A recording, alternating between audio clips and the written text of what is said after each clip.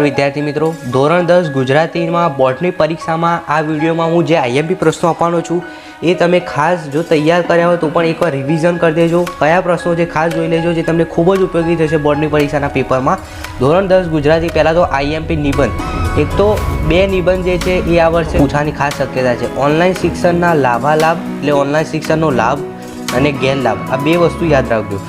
અને બીજો નિબંધ છે કોરોના મહામારી, વૈશ્વિક મહામારી કોરોના વાયરસ વિશે નોંધ લખો. તો આ 2 નિબંધ જે છે એ પૂછાવાની શક્યતા છે અને આ 2 નિબંધ ખાસ તૈયાર કરી દેજો. ઓકે, હવે વિદ્યાર્થી મિત્રો આપણે ચેપ્ટર વાઇઝ 2 ગુણના અને 3 ગુણના આઈએમપી પ્રશ્નો જોઈશું. તો સૌપ્રથમ 2 ગુણના આઈએમપી પ્રશ્નો સ્ક્રીન ઉપર જોઈ શકો છો. બેટા ચાલ, બહુ મોડું થઈ ગયું, વિનુ કાકાના આ વાક્યોના ગુઠાર સમજાવો. બીજો પ્રશ્ન છે નીના મેરે બાલ મંદિરમાં ભણવાનું કામ કેમ છોડી દીધું. આ પ્રશ્નો ખાસ તૈયાર કરી દેજો, મોસ્ટ ટાઈમ બી છે, બરાબર, પૂછાવાના જ છે પરીક્ષામાં, એટલે ખાસ તૈયાર કરજો. 3 ગુણના પ્રશ્નોની વાત કરું તો રેસનો ઘોડો વાર્તાના આધારે બાળકના ઘડતરમાં અડચણરૂપ બનતા પરિબળોની ચર્ચા કરો. બીજો પ્રશ્ન છે રેસના ઘોડા શીર્ષકની યથાર્થતા ચકાસો.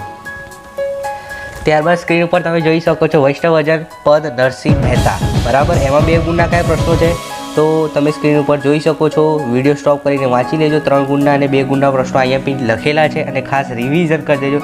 પહેલાં તો એક નોટબુકનું પેજ હોય, એમાં બધું હું જે તમને સમજાવું એ પ્રશ્નો લખી દો પહેલાં. ઓકે, પછી 3જા નંબરનું યુનિટ જે છે એમાં તમે સ્ક્રીન ઉપર જોઈ શકો છો 2 ગુણના આઈએમપી પ્રશ્નો છે ગગાસતી પાનબાઈને કેવી, અને બીજું છે સિલ્વર સાધુને કાવ્યની વારંવાર નમવાનું શા માટે કહે છે તે.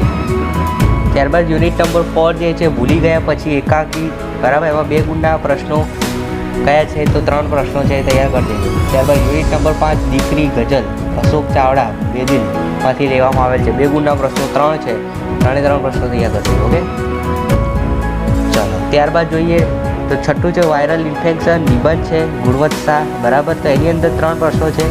કઈ બાબતે તંદુરસ્ત સમાજની મર્યાદાઓ ગણાવે છે, માલિકની શરીર કેટલો કૂટ કટાક્ષાને કહે છે, બરાબર. આ 3 પ્રશ્નો ખાસ તૈયાર કરી દેજો વાયરલ ઇન્ફેક્શનના. ત્યારબાદ 2 ગુણના અને 3 ગુણના પ્રશ્નો યુનિટ નંબર 7ના લખેલા છે, બરાબર. ખાસ તૈયાર કરી દેજો. સ્ક્રીન ઉપર જોઈ લેજો, વિડીયો સ્ટોપ કરીને એને લખી દેજો. ત્યારબાદ 7મું છે હું એવું ગુજરાતી ગીત વિનોદ જોશી, 2 ગુણના 2 પ્રશ્નો છે, ખાસ તૈયાર કરી દેજો. અને 36 હાસ્ય નિબંધ છે, એના 3 પ્રશ્નો આપેલા છે, ખાસ તૈયાર કરી દેજો. મોસ્ટ ટાઈમની પ્રશ્નો છે આ બધા. પછી છે માધવને દીઠો છે કે ઉર્મી ગીત, એમાં 2 ગુણના 2 પ્રશ્નો તૈયાર કરી દેવાના છે. અને યુનિટ નંબર 10 જે છે, બરાબર, એની અંદર 3 પ્રશ્નો છે 2 ગુણના, એ ખાસ તૈયાર કરી દેજો. અને તમે સ્ક્રીન ઉપર જોઈ શકો છો લખેલા છે, એ જોઈ લેજો તમે.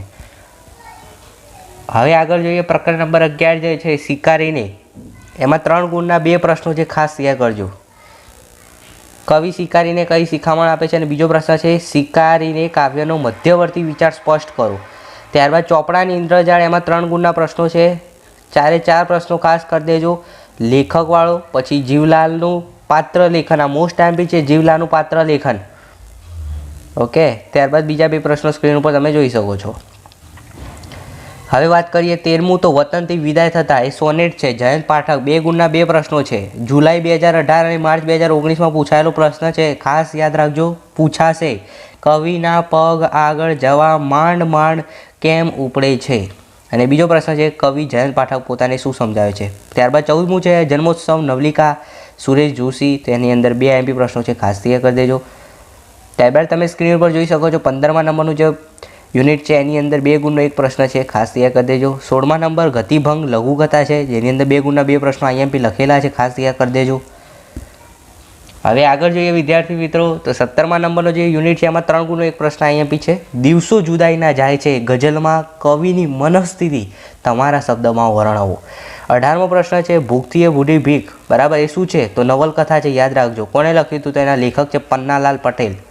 2 ગુણના 2 પ્રશ્નો છે આ યુનિટમાંથી, 3 ગુણના 3 પ્રશ્નો ખાસ તૈયાર કરી દેજો. અને સૌથી મહત્ત્વનું છે રાજુનું કાળુનું પાત્ર લેખન અને વાર્તાને આધારે દૃષ્ટકાળની ભયાનક સ્થિતિ, આ 3 પ્રશ્નો જે છે ખાસ તૈયાર કરજો, મોસ્ટ ટાઈમ છે. ત્યારબાદ 19મા નંબરનો જે પ્રકરણ છે એમાં 2 માર્ક્સમાં એક પ્રશ્ન છે રાવજી પટેલ પોતાની માને શું કરવાને કહે છે, અને 3 ગુણના પ્રશ્નો જે છે 3 છે, ખાસ તૈયાર કરી દેજો. ત્યારબાદ વિરલ વિભૂતિ, તો એની અંદર 2 ગુણના 3 પ્રશ્નો અહીં સ્ક્રીન ઉપર લખેલા છે, ખાસ તૈયાર કરી દેજો. ત્યારબાદ યુનિટ નંબર 21ની વાત કરીએ ચાંદલિયો લોકગીત, આ 20મા નંબરના પ્રશ્નો છે આઈએમપી. ચાંદલ લોકગીત 2 ગુણના 2 પ્રશ્નો ખાસ કરી દેજો. ત્યારબાદ જોઈએ વિદ્યાર્થી મિત્રો, તો તમે સ્ક્રીન ઉપર જોઈ શકો છો અહીં બીજા એક આઈએમપી પ્રશ્નો લખેલા છે. હિમ નદી ઓળખતી વખતે કેવી તકલીફો થઈ? લેખક, પછી તમે નહેરુ લેખક જેલમાં બેઠા બેઠા કયા સપના જોતા હતા? તો આ બધા પ્રશ્નો જે છે એ આઈએમપી છે. ત્યારબાદ સ્ક્રીન ઉપર જોઈ શકો છો લઘુ કાવ્ય દુહા મુક્તક હાઈકુ, તેમાં 2 ગુણના આ પ્રશ્નો ખાસ તૈયાર કરી દેજો. ત્યારબાદ 24મું જે છે લોકકથા, એમાં 2 ગુણના અંબા પટેલને મરણ શા માટે જવું પડ્યું? પૂરમાં ડૂબતા અંબા પટેલને કેવી રીતે જીવનદાન મળ્યું? અને 3 ગુણનો આઈએમપી પ્રશ્ન ઢેલ ગોળીએ ખાનદાની વર્ણવો. ઓકે, જે પુરવણી જે છે સ્ક્રીન ઉપર હું તમને બતાવું છું, આ સ્ક્રીન ઉપર તમે જોઈ શકો છો. આ રીતે તમને ઉત્તર વહી આપવામાં આવશે. હવે જ્યારે તમારા હાથમાં ઉત્તર વહી આવી જાય છે ત્યારે તમે અહીં સ્ક્રીન ઉપર જોઈ શકો છો કે સૌપ્રથમ અહીંયા લખ્યું છે કેન્દ્રનું નંબર. તો પહેલા ખાનામાં તમારે કેન્દ્રનો નંબર લખવાનો છે. એ કેવી રીતે ખબર પડશે? તો તમારી જે હોલ ટિકિટ હશે બરાબર, એમાં લખેલું હશે કે કેન્દ્ર નંબર. તો તમારો જે સ્કૂલમાં નંબર આવ્યો હશે એમાંનો કેન્દ્ર નંબર લખ્યો હશે, તો એ કેન્દ્ર નંબર તમારે પહેલા બોક્સમાં લખી દેવાનો છે. ખબર પડી ગઈ? હવે અહીં નીચે લખ્યું છે પરીક્ષાર્થીની સહી, તો અહીં તમારે તમારી સહી કરવાની રહેશે. બીજા ખાનામાં પરીક્ષાર્થી એટલે વિદ્યાર્થીએ પોતાની સહી કરવાની રહેશે. ઓકે, ત્યારબાદ તમે આ ચોરસ બોક્સ જોઈ શકો છો, એમાં પહેલું છે બેઠક નંબર, સીટ નંબર. તો તમારી પુરવણી જુઓ, તમારી હોલ ટિકિટ જુઓ. હોલ ટિકિટની અંદર તમારો સીટ નંબર છે, દાખલા તરીકે A, પછી 14, 15, 20, 30. આ રીતે તમારો હોલ ટિકિટનો જે નંબર છે, તમારો બેઠક નંબર તમને હોલ ટિકિટમાં આપેલો હશે, એ તમારે અહીં લખવાનો છે. આગળ A હોય તો A, B હોય તો B, જે બી હોય ને આ રીતે. આ ખાસ ધ્યાન રાખજો, આમાં ભૂલ ના થવી જોઈએ, આમાં ચેક ના થવી જોઈએ. એટલે આ બાબત ધીરે ધીરે શાંતિથી એક એક આંકડા લખવાના છે, ભૂલ ન થવી જોઈએ. ઓકે, અને હું તો કહું છું તમારે તમારો સીટ નંબર યાદ રાખી જ લેવાનો. ઓકે, તો આ બેઠક નંબર લખવાનો. ત્યારબાદ બેઠક નંબર શબ્દોમાં. હવે ઘણા બધા વિદ્યાર્થીને આ પ્રશ્નો હોય છે, શબ્દોમાં બેઠક નંબર કેવી રીતે લખવાનો? એટલે તમે અહીં જુઓ કે 71727 730. એટલે અમુક વિદ્યાર્થી આને વાંચવા જાય કે 1000 કેટલા લખવાય, પણ એ રીતે નહીં લખવાનું. અહીંયા જુઓ આગળ શું લખ્યું આપણે? એ, તો આપણે આ અંગ્રેજીમાં શબ્દોમાં તો એ જ લખાય, તો એ લખવાનું. પછી ડેશ કરી આ શું છે તો લખવાનું 7. પછી આ શું છે તો 1, પછી 7, પછી 2, પછી 7, પછી 3 અને પછી 0. આ રીતે લખવાનું. ખબર પડી ગઈ? એક એક બોક્સમાં તમે જે આંકડા લખ્યા છે બરાબર, હું તમને અહીં બતાવી રહ્યો છું, તમે સ્ક્રીન ઉપર જોઈ શકો છો કે તમે એક એક બોક્સમાં જે રીતે નંબર લખ્યા છે એ રીતે તમારે શબ્દોમાં લખવાનું છે. ખબર પડી ગઈ? કેવી રીતે લખવાનું છે સ્ક્રીન ઉપર તમે જોઈ શકો છો. ત્યારબાદ ખંડ નિરીક્ષકની સહી એ તમારે કરવાની નથી, તમારા જે નિરીક્ષક હશે એ તમારે અહીં સહી કરી દેશે. એટલે અહીં આ જગ્યા ઉપર તમારે કંઈ ભરવાનું નથી.